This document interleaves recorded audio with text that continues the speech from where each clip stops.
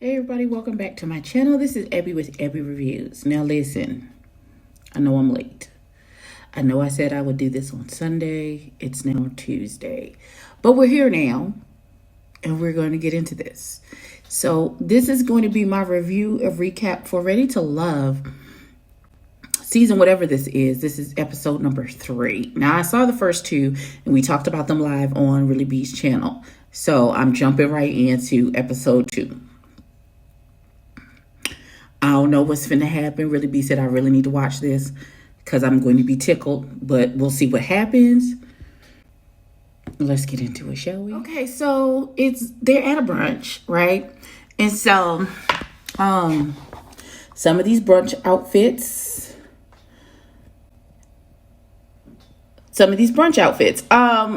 I thought some of them were going to brunch at the Uptown Cabaret. If you're from Charlotte, if you know, you know. Daughter, it's 10 o'clock in the morning. Why do you have a full leather outfit with thigh-high pink animal print boots on? Daughter, where you go? Okay. And so, nephew Tommy just came in and he said that because 2 men were kicked out on the last episode, it'll be 2 women going this episode, and one of the women will be going at the end of this brunch. So, ladies, let's see what happens. First of all, also, we're going to extol the virtues of a good girdle. Okay, pause.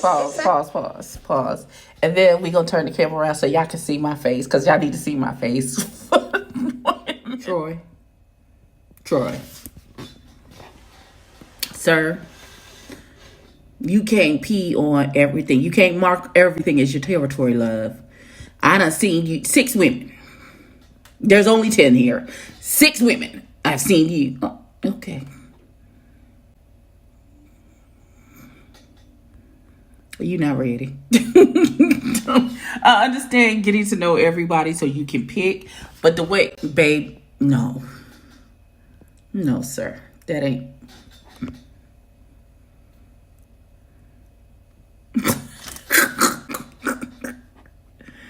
This nigga said he can predict that she gonna be kissing Joy. Wait, pause. Damn it. Wait a minute. I gotta get it together. Oh, Jesus. Hold on, I'm gonna turn the camera. Wait, hold on. So, David, God-fearing Christian man who does the marriage, officiates the marriages. I want to say he's in ministry, but I'm not exactly. It just says real estate agent when they pop his name up. But I feel like he's in ministry. He's actively in ministry. He's saying that he is practicing abstinence until he gets married. You know, he doesn't want. He said that's a strong commitment, and that's what he would like to do, and he would like his partner to do also. And baby girl, the comedian, she was like, oh. Okay, I don't even want to lie to you. Like, that's something that I'm willing to do. She's like, not that I'm not capable of doing it. It's just that I don't want to do. I just don't want to. She's like, what that dick do?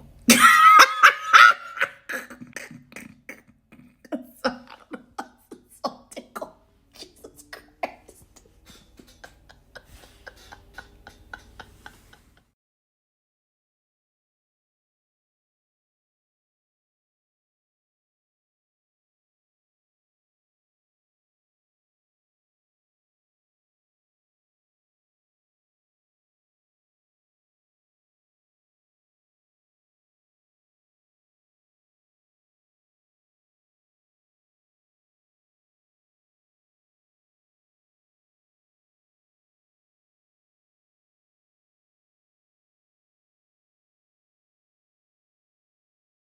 So Miss Ida has been asked to exit stage left.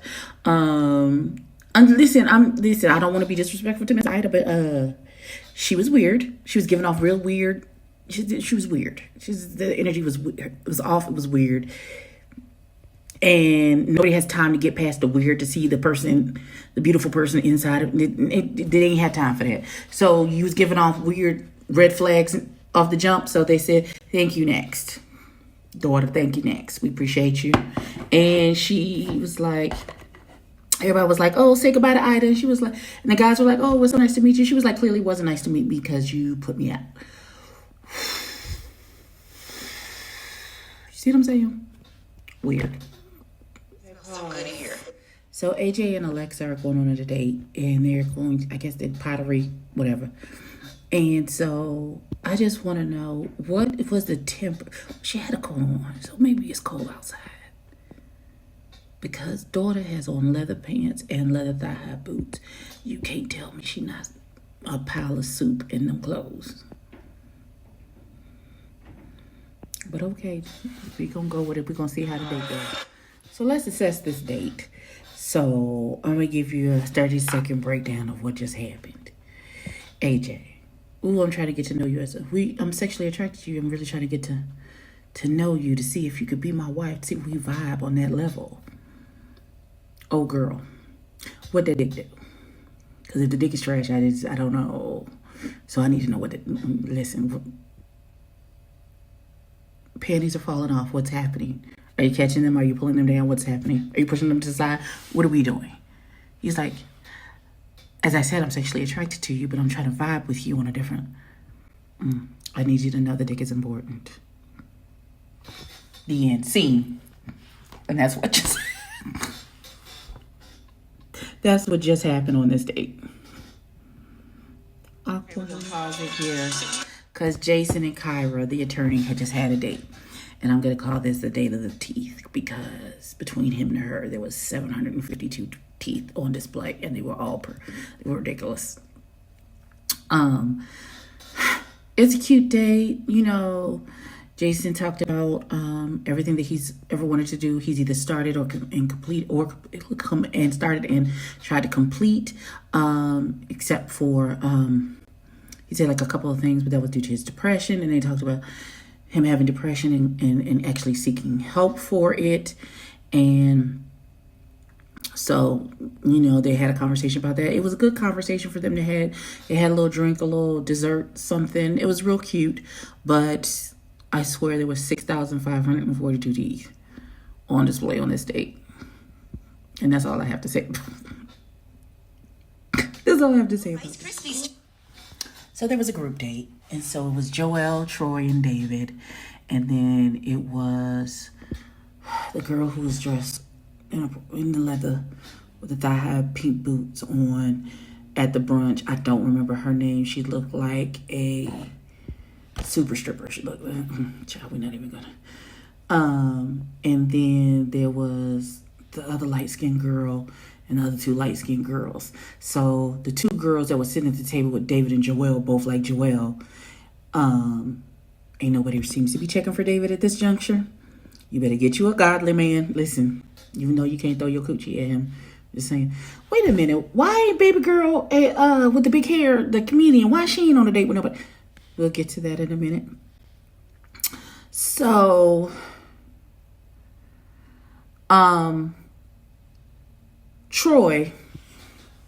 So our friend Troy, who is trying to, I told you I was trying to mark his territory with every woman in the building at brunch. He's like, your eyes is bigger than your stomach, bruh. You can't eat it all. You can't fuck it all. You can't do it all, baby. It's just not how that works. But him and baby girl, he was like, she the one and he the one, and they talking and blah blah blah. But then Chocolate Goddess comes in with the high pony, and then he was like, oh, let me give her attention because her titties is out in this little bra and this little army jacket. But eventually he is giving all his attention to old girl and kissing on her, and Chocolate Goddess get mad. Talk about, well, things have changed between me and Troy because he's giving all his attention to da-da-da-da-da. Well, girl, if he was giving all his attention to you, then things wouldn't change between you and him, clearly. He's picked, and he didn't pick your daughter. Troy seems the type that if baby girl is not there, and you're there, he has the attention span of a squirrel. He'll be humping your leg in a minute. Breathe, wait on it, if that's what you want to do. Pause. So, at the little mixer where they were doing the cooking, that Alexa girl is really throwing her pussy out there. Like, daughter, you're gorgeous. You don't have to, you doing a lot, daughter. You're doing a lot. I don't know if you was repressed when you was married to that pastor. And now that you free, you done got some freedom. Woo, daughter, you done got some freedom. I don't know. But again, AJ remarks on it. If it's that much for you, if she's too aggressive, then just why are you still remarking on it? Y'all had a one-on-one date. It didn't. She not the vibe. She throwing her coochie around too much for you. Let it go. Why you continue? Move on to the next broad. Don't make no sense. And then my homegirl Tressa, she made some inroads with Dietrich, who, when she initially spoke to him, he said that she wasn't his. He used to be attracted to her type, but she's not his type anymore. I don't know if he prefers smaller women now, bigger women. I don't know. And as a BBW, even though she's a she's a smaller BBW,